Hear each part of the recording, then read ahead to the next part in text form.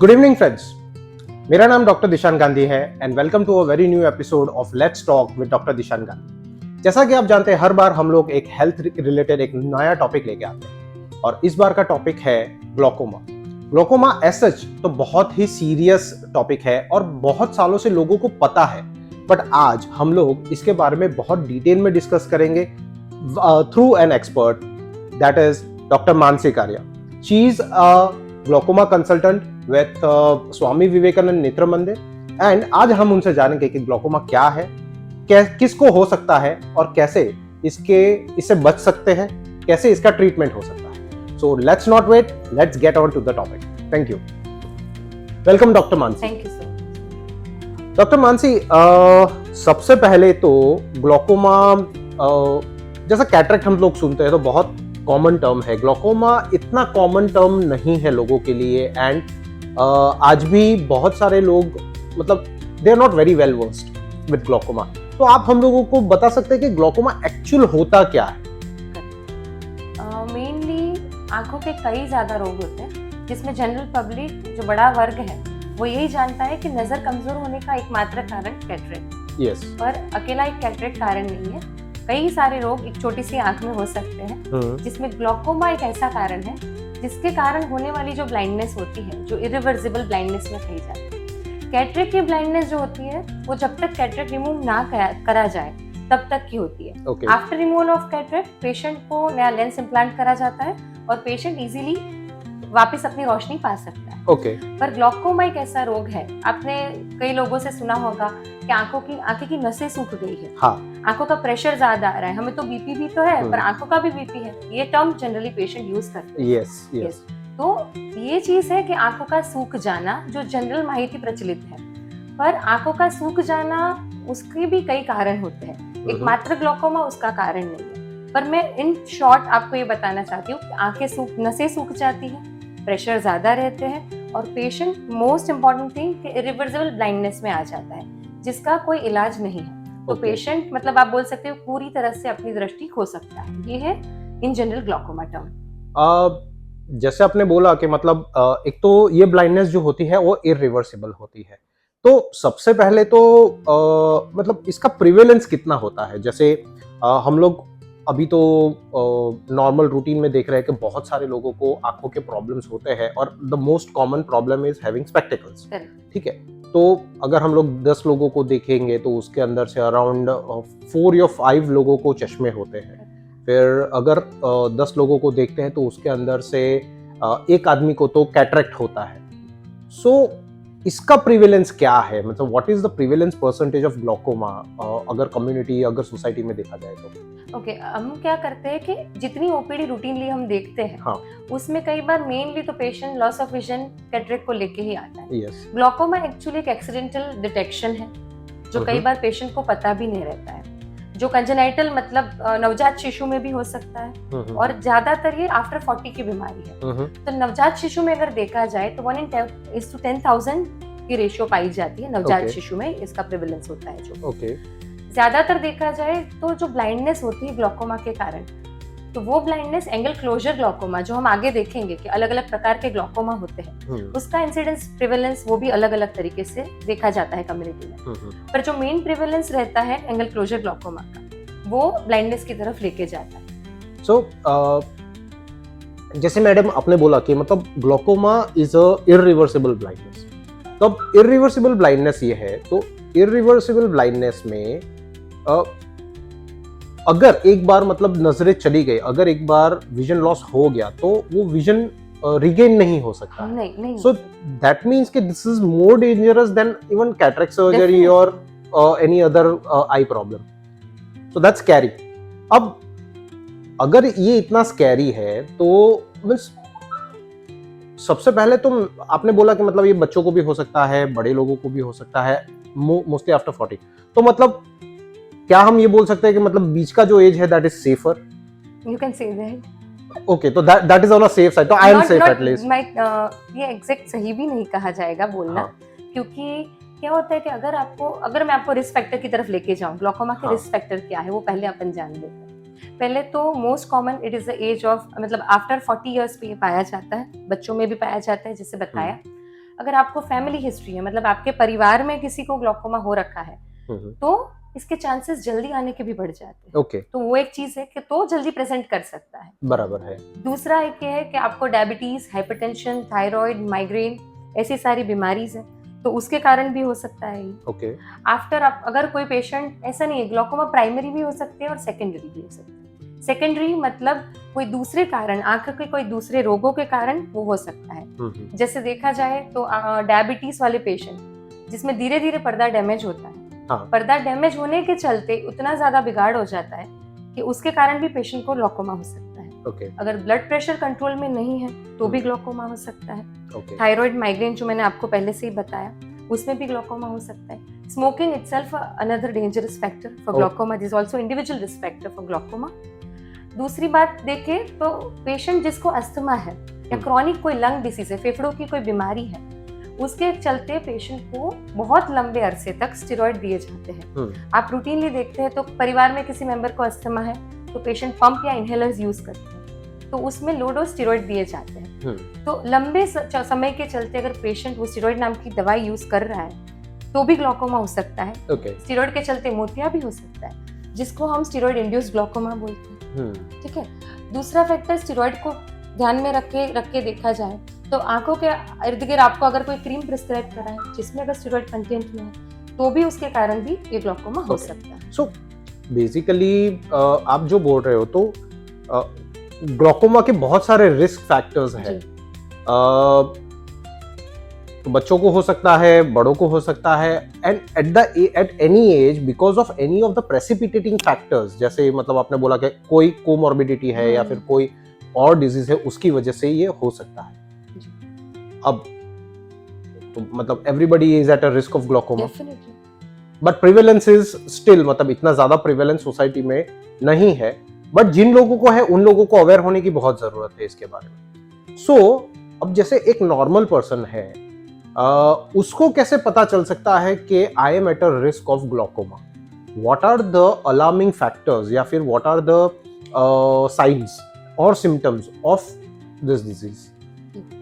पहले देखा जाए तो एक तो बड़ा रिस्क फैक्टर ना बोल के एक जनरल हेल्थ केयर के लिए भी अपन सोचें तो आफ्टर 40 आपको एंटायर बॉडी चेकअप तो पहले कराना चाहिए। हाँ। तो जैसे बताया कि आफ्टर 40 होने वाली ये बीमारी है, अगर आपको नजदीक के नंबर भी आ रहे हैं तो आप लोकल स्पेक्टिकल शॉप से नंबर ना लेके एक रूटीन चेकअप कराएं ताकि ये डिटेक्ट हो जाए। तो पहला एक है कि आप आफ्टर 40 एक चेकअप ले ही लीजिए।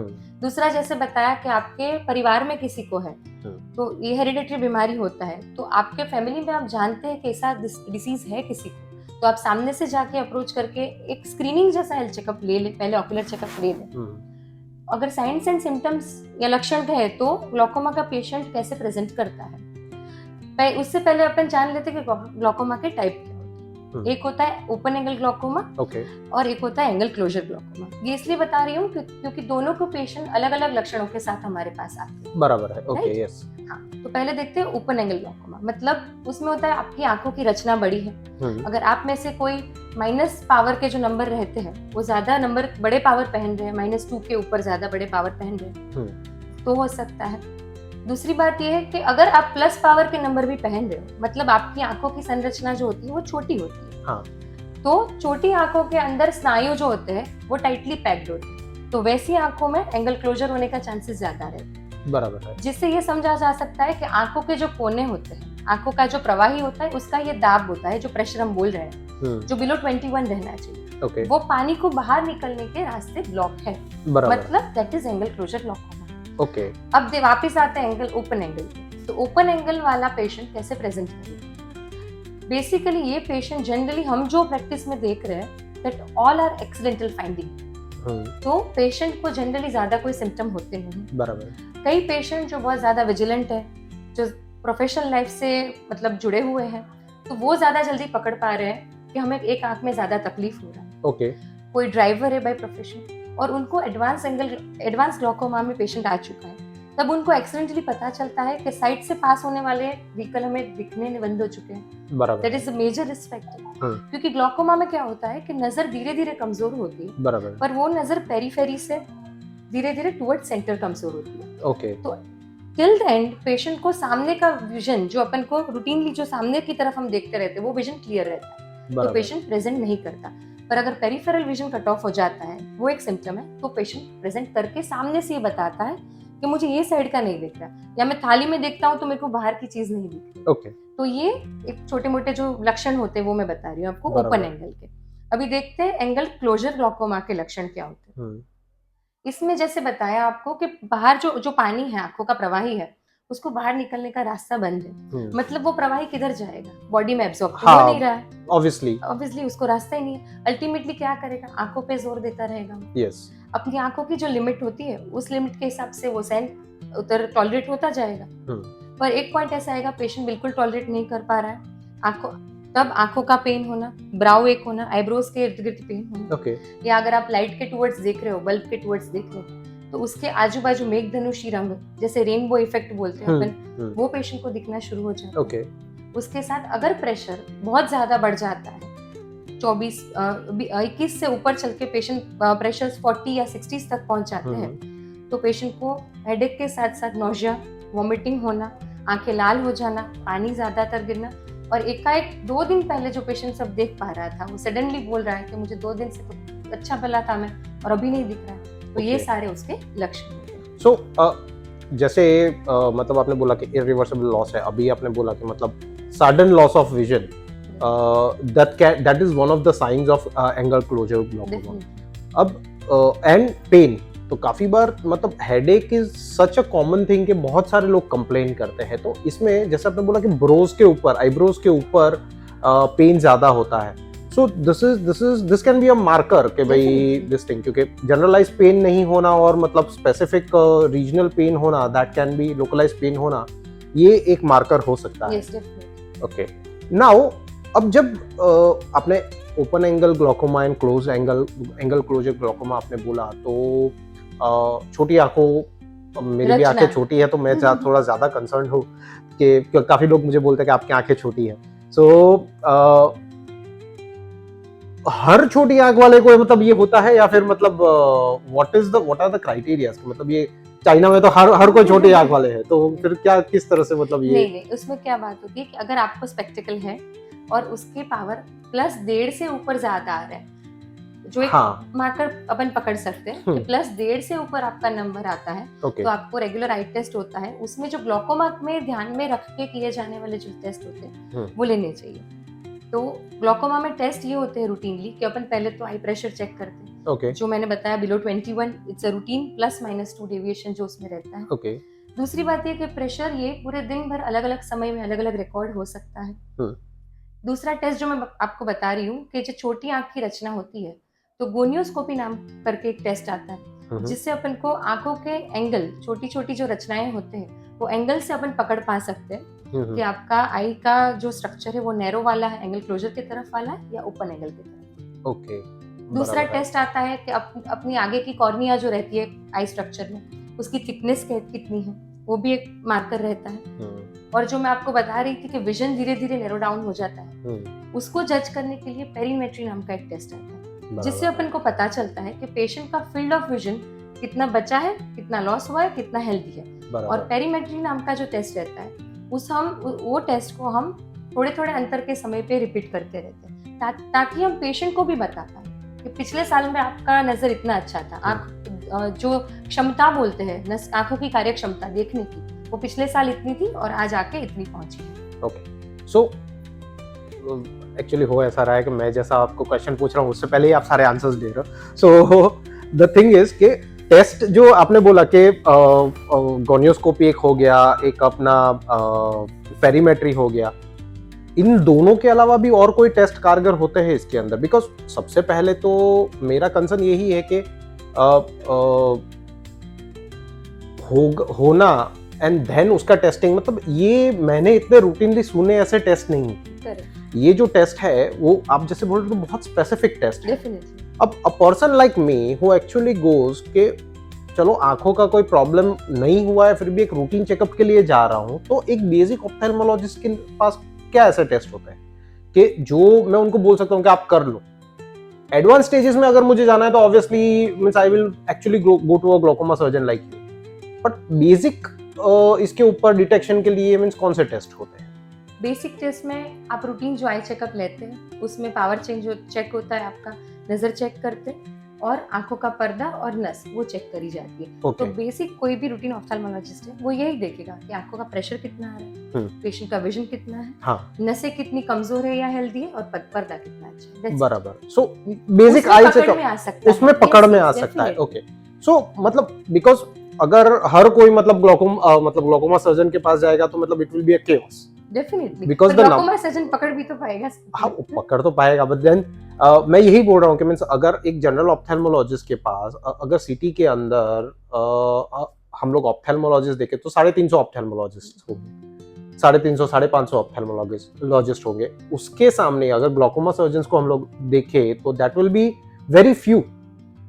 एंड अगर सारे पेशेंट्स जो आई टेस्ट करवाते हैं if they go to a glaucoma specialist तो that will be a chaos.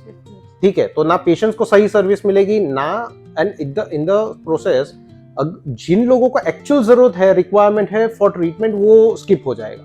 So this is very important कि भाई even going to a general ophthalmologist you can actually at least get the basic testing done, कि जहां से आपको पता चल सकता है कि whether you can be a suspect for glaucoma. Okay, now जैसे ग्लोकोमा की हम लोग बात कर रहे हैं तो अब समझ लीजिए कि a person who is having border line मतलब प्रेशर, आपने बोला कि 20 ± 2 का जो प्रेशर है that is considered to be a normal. अगर कोई बॉर्डर लाइन पे है तो व्हाट आर द मतलब कंफर्मिंग फैक्टर्स के जिससे हम लोग उसको मार्क कर सकते हैं कि this patient is suffering from glaucoma? तो उसके लिए ग्लोकोमा ऐसा नहीं है कि प्रेशर बढ़ने पे ही होता है। There is a term called normal tension glaucoma. Okay, आपका आंखों का प्रेशर विद इन रेंज पड़ रहा है, every visit with in range पड़ रहा है, फिर भी नसें डैमेज हो रही है। ओके, तो that is called normal tension glaucoma. तो चीज ये है कि वो स्टेबल है कि नहीं, प्रेशर आपके दवाइयों के चलते नॉर्मल आ रहे हैं। टेस्ट मेन एक ही है, पेरीमेट्री या ओसीटी जो बताया मैंने आपको, वो टेस्ट से ही कंफर्मेटरी अपन पता चल सकता है। क्लिनिकल इवैल्यूएशन तो मेजर रोल करता ही है अपना, जो डॉक्टर निदान करते हैं वो तो है ही है, पर डॉक्यूमेंटेशन के वाइज देखा जाए तो पेशेंट को समझाने के लिए भी ये इससे ही पता चलता है कितना स्टेबल है डिसीज है। ओके, सो ये टेस्ट भी करवाना जरूरी है if somebody is having a borderline glaucoma, तो भी मतलब ये करवाना जरूरी है। अगर ग्लोकोमा सस्पेक्ट में पेशेंट को लेबल करा जाता है तो better to rule out with every test, और अगर टेस्ट से कंक्लूजन ये आ रहा है कि अभी कुछ नहीं है तो इट इज नॉट नेसेसरी कि भविष्य में कुछ नहीं डैमेज हो सकता है। अगर डॉक्टर आपको सस्पेक्ट लेबल कर रहे हैं तो वो आपको साल में 2 या 3 बार तो बुलाएंगे ही चेक करने। ओके, फ्रीक्वेंटली आपके प्रेशर्स चेक किए जाएंगे, उसके चलते आपको विजिट दिए जाएंगे कि भविष्य में इसका रिस्क है, आपको इग्नोर नहीं करना है, स्ट्रेस भी नहीं लेना है, पर आपको इग्नोर भी नहीं करना है। यस, इग्नोर भी नहीं करना है। अब रूटीनली अगर किससे somebody is confirmed labeled कि भाई इनको ग्लोकोमा है, तो what is the frequency of means visit to a doctor, and उस टाइम पे हर एक विजिट पे how does that visit normally look like?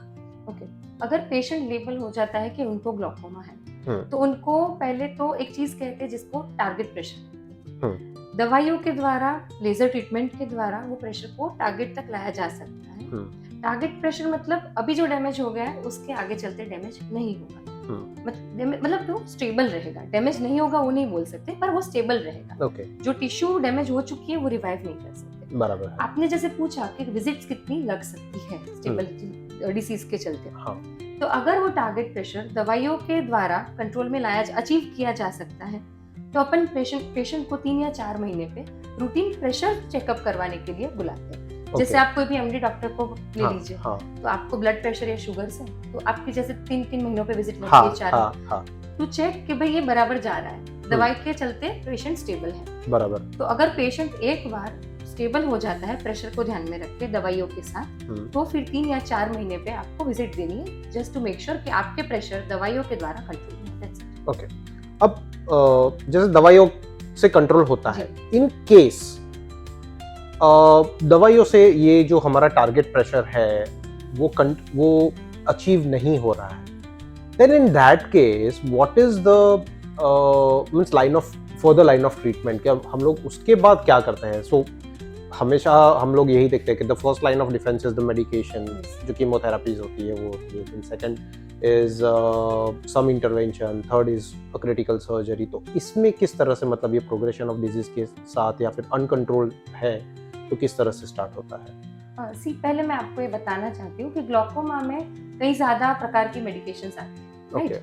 तो जैसे एक एग्जांपल से समझते हैं, जैसे आपको ब्लड प्रेशर है, डॉक्टर आपके प्रेशर के अकॉर्डिंग दवाइयाँ शुरू करेंगे, काबू में नहीं रहेगा दवाइयाँ का डोज बढ़ाएंगे, आपको एक स्टेबिलिटी पे लेके जाएंगे, फिर that will be your final dose. बराबर है, एवरी विजिट पे आपको जांचा जाएगा, राइट?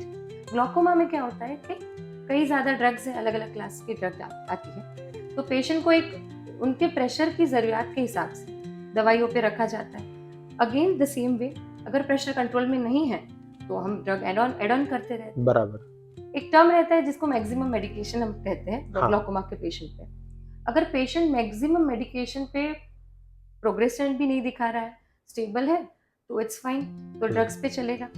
अगर पेशेंट ज्यादातर मैक्सिमम मेडिकेशन यूज करने के बाद भी प्रोग्रेशन पे दिखा रहा है, तो मतलब अभी दवाइयाँ तो खत्म हो चुकी है, तो दवाइयों से तो रिस्पॉन्स नहीं आ रहा है, तो उसके बाद का स्टेप जो आ रहा है another kind of treatment, that is surgery. तो ग्लूकोमा की सर्जरी करी जाती है। उसमें सर्जरी का मेन एम ये रहता है कि हम प्रेशर को कम कर पाए, जो काम सेम थिंग दवाइयाँ करती है या कई पेशेंट में नहीं कर पा रही। और सर्जरी के चलते ऐसा नहीं है कि प्रेशर काबू में नहीं है तो ही सर्जरी करवा है। बराबर। इतनी ज्यादा मेडिकेशन जो लाइफ लॉन्ग रहती है, पेशेंट ये स्किप नहीं कर सकता। बराबर। लाइफ लॉन्ग मेडिकेशन के जनरल बर्डन जो पेशेंट पे रहता है, एक अलग से साइकोलॉजी बर्डन भी क्रिएट करता है, इकोनॉमी बर्डन भी क्रिएट करता है। वो बर्डन को डाउन करने के लिए भी सर्जरी का ऑप्शन है, ना कि only out of control disease में ही। बराबर, राइट?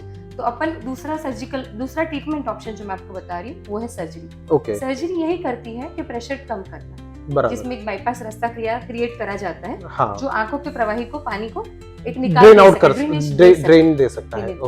ये सर्जरी भी अगर नहीं हो रही तो उसके आगे भी एडवांस सर्जरी है, जैसे वाल्व सर्जरी होती है। आंखों में पेशेंट हमें बोलते हैं कई बार कि ट्यूब वाला ऑपरेशन, वाल्व वाला ऑपरेशन। बस आर्टिफिशियल एक वाल्व डाला जाता है उसमें, और वो वाल्व के द्वारा वो प्रवाही ड्रेन आउट होता रहता है। बराबर। तो medication is the basic and primary management, जो कंजर्वेटिव मैनेजमेंट बोला जाता है। अगर कंट्रोल में नहीं आ रहा है तो सर्जिकल इंटरवेंशन किए जाते हैं, उसमें भी कई सर्जिकल इंटरवेंशन जो मैंने आपको बताया। मतलब अगर हम लोग सर्जरी करते हैं तो इज इट अ केस के सर्जरी करने के बाद मतलब ये जो लाइफ लॉन्ग मेडिकेशन वाला जो केस है वो फिर नहीं रहता है? सर्जरी भी कई परसेंटेज तक प्रेशर डाउन करती है। जैसे आप ग्लूकोमा के मेडिकेशन देखते हो तो दवाइयों की भी एक लिमिट होती है, ये इतने परसेंट के प्रेशर को कम कर सकता है। बराबर। कई पेशेंट में क्या होता है कि सर्जरी का रिस्पॉन्स इतना अच्छा आता है कि लाइफ लॉन्ग पेशेंट मेडिकेशन से फ्री हो जाता है। बराबर। कई पेशेंट में होता है कि पेशेंट पहले बिफोर सर्जरी 3-4 ड्रॉप डाल रहा है, तो उसमें ड्रॉप का बर्डन कम हो जाता है, या एक बॉटल पे आ जाता है, सिंगल डोज पे आ जाता है। तो यही है कि सर्जरी के चलते दो चीजें, या तो पेशेंट ऑफ मेडिकेशन या सम ड्रग्स, और अगर वो भी पेशेंट को नहीं सूटेबल या नहीं कंटिन्यू करने तो वाल्व वाला ऑपरेशन, मतलब स्टेप बाय स्टेप इसका प्रोटोकॉल रहता है। ओके।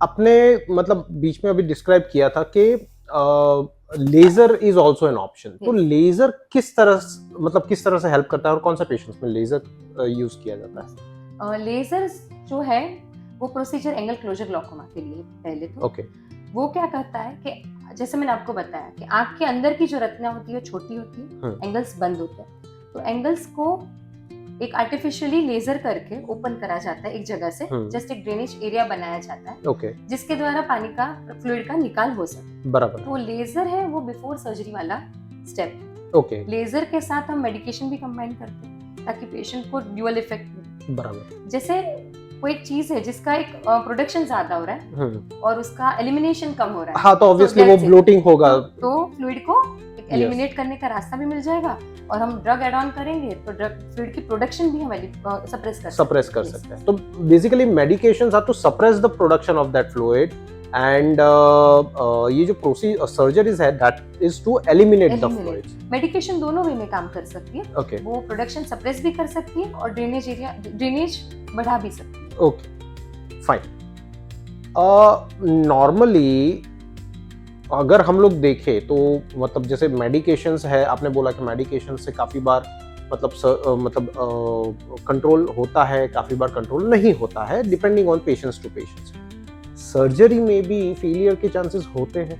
यस डेफिनेटली, जैसे मैंने आपको बताया कि सर्जरी के भी कई परसेंटेज होते हैं जिसके चलते सर्जरीज काम करती हैं। तो सर्जरीज में भी फेलियर के चांसेस हैं। जो सामान्य रूटीन प्रोसीजर मैं आपको बता रही हूँ जिसको ट्रेबेकुलेक्टोमी बोलते हैं, वो 1 या 2 बार परफॉर्म करी जा सकती है एक सर्जरी फेल होने के बाद। जनरल उसका रेशियो टिल 5 years होता है कि वो उतना सर्जन मान के चलता है कि उतना अगर वो सर्वाइव कर गया सर्जरी तो उतना तक चल जाएगा। राइट, उसके बाद सेकंड रिपीट सर्जरी का भी जरूरत पड़ सकता है और एडवांस सर्जरी का भी, जो वाल्व सर्जरी होती है उसकी भी जरूरत पड़ सकती है। तो यस, देयर आर चांसेस कि सर्जरी फेल हो सकती है। ओके, अब आपने बोला कि मतलब it is irreversible. Yes, this disease is irreversible, that means कि मतलब अगर किसी को ये ग्लोकोमा हुआ है सो वो रिवर्स नहीं हो सकता। आर देयर नो प्रोटोकॉल, मतलब नो मोडालिटीज के जिससे जो लॉस्ट विजन है वो थोड़ा भी वापस आ सके? नहीं, देयर आर नो चांस, क्योंकि जो ऑप्टिक नर्व होती है वो बेसिकली ग्लोकोमा ये रातों रात होने वाली बीमारी नहीं है। इट्स अ क्रॉनिक प्रोसेस, लंबे समय से चलती आई हुई प्रोसेस, जिससे कई बार ज्यादातर पेशेंट अनअवेयर होते हैं डिटेक्शन। तो ज्यादातर मतलब क्या होता है कि जो प्रेशर होता है ऑप्टिक नर्व के ऊपर, वो प्रेशर पड़ता है। जितनी नस में ताकत होती है उतना तो वो सहन करती जाती है। इवेंचुअली नस के जो स्नायु, जो फाइबर बोलते हैं, वो फाइबर धीरे धीरे लॉस हो जाता है। और एक बार लॉस हुआ फाइबर वापस रिवाइव नहीं हो सकता, वापस रीजनरेट नहीं हो सकता। तो जो नस डैमेज होने के कारण जो लॉस हो चुका है, that is permanent, we can't do anything for that. तो वो रिवर्सिबल नहीं है, that's why it is called irreversible. Okay, अब मैं मतलब I actually went to a doctor and मतलब उस टाइम पे मुझे बोला कि मतलब आप 2 दिन खाना नहीं खाओगे ना तो चलेगा, पर ये दवाई, मतलब कहीं पे सुना था मैंने कि भाई डॉक्टर के यहाँ पे सुना, 2 दिन दवाई नहीं खाओगे ना तो खाना नहीं खाओगे तो चलेगा, पर ये दवाई एक बार मिस मत करना। सो इसमें भी ऐसा है? And what is the severity, मतलब सही में ऐसा ये है या फिर this is just a myth? No, it is not at all myth.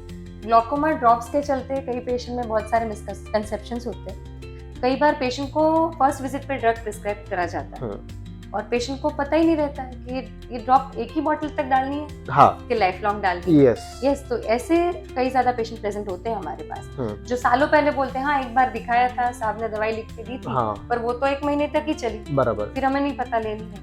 तो पहली बात ये है कि लाइफ लॉन्ग डिसीज है, लाइफ लॉन्ग दवाइयाँ चलेगी इसकी। अगर आपका मतलब सर्जिकल इंटरवेंशन तक नहीं जाता है तो दवाइयाँ डालनी है, टाइम टू टाइम डालनी है। बॉडी की जो रिदम रहती है डे नाइट के हिसाब से, that is called circadian rhythm, उसके हिसाब से ये प्रेशर ऊपर नीचे होते रहते हैं। तो जो ड्रॉप्स आपने बताया कि जैसे लाइफ लॉन्ग डालने हैं, तो वो सही टाइम पे सही तरीके से भी डालने हैं। तो कई ड्रॉप्स होते हैं जो दिन में पूरा 24 घंटे को असर मतलब कवर करके असर दिखाते हैं। कई ड्रॉप्स होते हैं जो 12 घंटों के ड्यूरेशन पे असर दिखाते हैं। उनकी असर समाप्त हो जाती है, मतलब तो आपको अगर डोज रिपीट करना पड़ता है टाइम टू टाइम। तो जैसे आपने बताया कि एक बार खाना मिस करोगे तो चलेगा, ये ड्रॉप टाइम टू टाइम डालने हैं और सही तरीके से डालने हैं। बराबर। सो नाउ काफी बार मैंने ये भी सुना है व्हाट पेशेंट्स एक्चुअल बहुत सारे टाइप के मतलब मेडिसिन आते हैं एंड पेशेंट्स का इकोनॉमी, जैसे अब लाइफ लॉन्ग है तो गवर्नमेंट ने डायबिटीज मेडिसिन को कंट्रोल किया है, डीपीसीओ के अंदर लाया है, तो दैट में उसकी वजह से उसका प्राइस कम हुआ है। बट आई स्टिल फील कि ग्लोकोमा की जो मेडिसिन है they are a bit expensive, और इसकी वजह से एक इम्पैक्ट ऐसा होता है कि काफ़ी बार मतलब पेशेंट की इकोनॉमिक कंडीशन इतना परमिट नहीं करती है उसको। सो इन दैट केस काफ़ी बार पेशेंट मतलब ये बोलते हैं कि भाई प्रेशर सही हो गया था तो हम लोगों ने बंद कर दिया। So is there any protocol के जिससे मतलब ये पेशेंट जो सर्वाइव करता है मतलब विद अ गुड विजन, तो उसके लिए और कुछ हो सकता है इस पेशेंट्स के लिए? पहले तो देखना पड़ता है कि पेशेंट कितने प्रोग्रेशन में है क्या नहीं। एक बॉटल या कॉम्बिनेशन ड्रग सूट कर गई है, इकोनॉमिकल स्टेटस और प्रोग्रेशन दोनों में ध्यान में रखते पेशेंट को अर्ली सर्जरी की एडवाइस करा जा सकता है, ताकि पेशेंट ड्रग फ्री हो सके। तो इकोनॉमिक वो बर्डन उस पे कम हो सकता है। सो ये दवाई जो होती है वो उसकी रेंज क्या होती है? मतलब इफ है, मॉडरेट केस ऑफ ग्लोकोमा है, तो what is the ideal cost की बात कर रहा हूँ, कॉस्ट कितना होगा? कॉस्ट देखा जाए तो ये अप टू 850-900 तक की दवाई आ सकती है एक bottle, single bottle. And that is enough for a month अगर पेशेंट ढंग से इस्तेमाल करे तो। ओके। पेशेंट ज्यादातर मैंने जैसे आपको बताया ओल्ड एज रहते हैं, हाँ। अगर खुद से मेडिकेशन डालते हैं तो ड्रॉप लॉस भी हो सकते हैं उसमें कारण। बराबर। तो वो आपके परिवारजन मेक श्योर करें कि आप ड्रॉप बराबर से सही तरीके से डालें। ऐसा नहीं है कि एक साथ आप 2 ड्रॉप डालोगे तो ज्यादा इफेक्टिव है। That is a purely a wastage only. Yes. तो yes, cost factor, it's a huge burden on glaucoma. Okay. And what is the cost of surgery means against this? कि अगर समझ लीजिए कि a person who is having who is at the age of 45 years and if the life expectancy, अगर हम लोग life expectancy देखें तो अगर 60 years 70 years तक भी ये करता है तो 45 to 60 70 years is almost 35 years of age. Long span. Long span, 25 years of age, वो लॉन्ग स्पैन होता है, and 25 into 12, so it's a big burden. So what is the cost of surgery that can be justified against this? कि भाई क्या मतलब surgical cost क्या होता है इसका?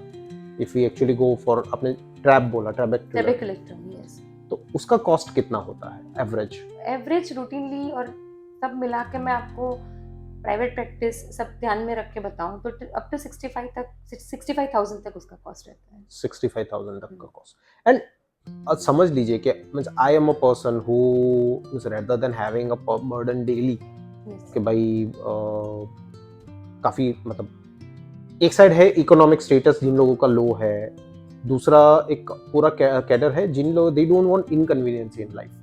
भाई मुझे ये सब हर रोज का ये नहीं करना है कि भाई दवाई डालो, दवाई याद रखो, दवाई परचेज करो, ये करो। And if they voluntarily opt for कि भाई मैडम अगर सर्जरी है तो सर्जरी कर दो, तो इज इट पॉसिबल कि डायरेक्ट सर्जरी करके भी मतलब this can be this thing? No, it's not possible for every case. वही मैं आपको बता रही हूँ कि अगर पेशेंट एक बॉटल से या लोएस्ट डोज से हाँ स्टेबल है then why should go for surgery. अगर प्रोग्रेशन पे है, not getting proper response even after putting so much medication, spending so much money, तो एक वो ऑप्शन है। और दवाई डालने के बावजूद भी आप प्रोग्रेशन में जा रहे हो, सी सर्जरी के होने के बाद भी इट इज नॉट नेसेसरी कि प्रोग्रेशन कम हो जाए। बराबर। और अगर अच्छा खासा स्पेंड करके प्रॉपर मेडिकेशन डाल के भी अगर आपका डिसीज प्रोग्रेस कर रहा है, एक बर्डन भी आप कर रहे हो, आपकी रूटीन में से भी ये कांस्टेंट साइकोलॉजिकल उस पे भी रह रहे हो, मुझे ड्रॉप डालने हैं, तो आपका डॉक्टर क्या करेगा, हर तरह से आपको इवैल्यूएट करना चाहिए। बराबर। जैसे आपका कार्डियक प्रॉब्लम ज्यादा बढ़ रहा है, ब्लड प्रेशर रात को ज्यादा फ्लक्चुएट हो, तो वो सब चीजें भी इवैल्यूएट करनी पड़ सकती है। तो जैसे आपने बताया सर्जरी कर दिया हो गया, no it's not the case. Surgery होने के बाद भी, प्रेशर कंट्रोल रहने के बाद भी डिसीज प्रोग्रेस करता है। तो पेशेंट को इन जनरल इवैल्यूएट करा जाता है उसके। बराबर। तो पेशेंट इतना इजीली वो नहीं हो सकता कि भाई मुझे इकोनॉमिकल बर्डन भी नहीं चाहिए, साइकोलॉजिकल बर्डन नहीं चाहिए and let's go for surgery. तो that is not the case because I just got that idea. नहीं, अगर पेशेंट को ये इंप्रेशन रहती है आप जो पूछ रहे हो, क्योंकि कई पेशेंट बोलते हैं इससे तो अच्छा है सर्जरी कर दो, पर वो कैंडिडेट नहीं होते सर्जरी के कई बार। ओके, बराबर है। तो surgery is also for selective patients, it is not a generalized thing कि भाई मतलब प्रोग्रेसिव है इन केसेस में ही सर्जरी कर सकते हैं। ओके, नाउ काफी मतलब I would just like to have a myth, some myth sharing with you, okay? अगर मतलब मैं कोई मुझे बोल रहा था कि अगर आपको बहुत हैवी पावर के नंबर्स है, मतलब बहुत मोटे ये है, तो इन दैट केस आपको ग्लोकोमा भी हो सकता है। Yes, definitely. So that is a fact. That is not a myth. Definitely. Second is अगर आपको ब्लड प्रेशर है तो आपको मतलब आंखों का प्रेशर भी आता है। See blood pressure not all the time, पर ब्लड प्रेशर के कारण क्या होता है कि अगर आप रात की ब्लड प्रेशर डाउन करने की मेडिकेशन ले रहे हो, एक तो इंडिविजुअल फैक्टर वो है ही, यस राइट, पर अगर पेशेंट नाइट डोसेज ले रहा है, नाइट में generally patient pressure blood pressure वैसे भी डिप डाउन जाता है, हाँ, और आप मेडिकेशन देके उसको और डिप ला रहे हो, तो क्या हो सकता है कि आपकी जो परफ्यूजन मतलब जो ब्लड सर्कुलेशन जो बोलते हैं, जो आंखों की नसों की तरफ जो ब्लड जाना चाहिए उसके बहाव में वो कम हो सकता है, फ्लो उसका कम हो सकता है। तो सीधी भाषा में कहूँ तो आंखों की नस जो होती है उसको लोही खून नहीं पहुंचता, उसके कारण भी ग्लोकोमा प्रोग्रेस कर सकता है। तो यस कि ब्लड प्रेशर एक इंडिविजुअल फैक्टर भी है, आपका रूटीन ब्लड प्रेशर का मेडिकेशन एक और अलग फैक्टर है। बराबर। अब ये दूसरा कि मतलब ये जो सर्जरी होती है, ये जो लेजर्स होते हैं वो बहुत पेनफुल होते हैं। नहीं, that was a myth कि भाई बहुत पेनफुल होता है। Just a patient can feel just a bit tingling sensation जैसा, but not it's not at all a painful condition situation। और ये लेजर करने के चलते जैसे अपन कैटरेक्ट सर्जरी या कोई सर्जिकल प्रोसीजर करते हैं, जैसे पट्टी आती है पेशेंट को, गॉगल्स पहनने पड़ते हैं, ये वो, ऐसा कुछ नहीं होता है। पेशेंट जैसा आ रहा है वैसा ही without so it's basically a bit twitching like thing, that's it, not ज़्यादा pen. Okay. So see, coming to a conclusion कि मतलब this is a crucial disease and we need to be very aware of this thing because उसके मतलब open angle glaucoma है, उसके कुछ ज्यादा sign symptoms नहीं होते until it is a loss of normally हम लोग बाइनोक्यूलर विजन ही देखते हैं, सो काफी बार नोटिस भी नहीं होता। So is there any homely exercise मतलब एक्सरसाइज के जो मतलब हम लोग करके ये कर सकते हैं कि I am actually having loss of vision और समथिंग? नो, कोई एक्सरसाइज तो ऐसे नहीं होते, पर ये just the main message of this talk और ये जो कि आप आपका आई चेकअप रेगुलर कराएं ताकि आपके डॉक्टर उसको जल्दी से डिटेक्ट कर पाए, पकड़ पाए और आपको प्रॉपर ट्रीटमेंट मिले। कोई एक्सरसाइज से ग्लोकोमा नहीं जाता। नहीं, एक्सरसाइज मतलब एटलीस्ट मतलब हम लोग ये बोलते हैं कि अगर आपको कैटरेक्ट है, ऐसा कुछ है, तो मतलब एक आंख बंद करके देख लो कि मतलब आपको ये हो रहा है कि नहीं, फिर इसमें देख लो कि तो इसमें फील्ड ऑफ विजन टेस्ट करने के लिए भी कुछ एक्सरसाइज मतलब ये कुछ प्रोसेस है या फिर प्रोसेस आप अपने डॉक्टर के पास जाएंगे, the test is called perimetry. Madam हम लोगों को हॉस्पिटल बुला के ही मानेंगे? नहीं, आपके अच्छे चेकअप करवा के आपको ये श्योरिटी देंगे कि आपको भी ग्लोकोमा है या नहीं है, उसके लिए हॉस्पिटल बुला के मानेंगे definitely. So any take home message for this? The main message is कि आफ्टर 40 आपका आई चेकअप रेगुलरली करवाइए। आपके ग्लासेस भी आपको पता है मुझे सिर्फ चश्मों के नंबर है, तो बाहर ना जाके आपके डॉक्टर को मिलिए। आपके फैमिली में हिस्ट्री है तो स्पेसिफिकली उसे उधर बताइए आप कि हमारा कोई परिवारजन ग्लोकोमा से पीड़ित है, तो आपको उस हिसाब से भी देखा जाए, और अगर कुछ है तो आपको दूसरे डॉक्टर को, एक्सपर्ट को रेफर भी करा जाए। So coming to the end of this talk, means जैसे आज हम लोगों ने जाना कि glaucoma is a very crucial disease और पूरा क्रिटिकल है, इरिवर्सिबल विजन लॉस है, so we have to be very careful about the things and always heredity एक ऐसा टॉपिक है कि मतलब पेरेंट्स पैसे देके जाए ना जाए, बहुत सारे डिजीज तो देके जाएंगे ही जाएंगे। सो विद दैट नोट, आप take care of your health. We will be here soon with a new topic and please take care of your health and I hope कि मतलब जो भी हम लोग आपके लिए टॉपिक्स लेके आते हैं उससे आपको बहुत सारा नॉलेज मिलता है and you are able to sustain, you are able to maintain your good state of health. आप लाइक कीजिए, सब्सक्राइब कीजिए एंड ऑल्सो कमेंट कि आपको कौन से टॉपिक्स के ऊपर पॉडकास्ट चाहिए, so that we can actually communicate with the doctors, with the experts of the field and we can actually bring more podcasts to you. Thank you. Signing off, Dr. Dishan Gandhi. Thank you, madam.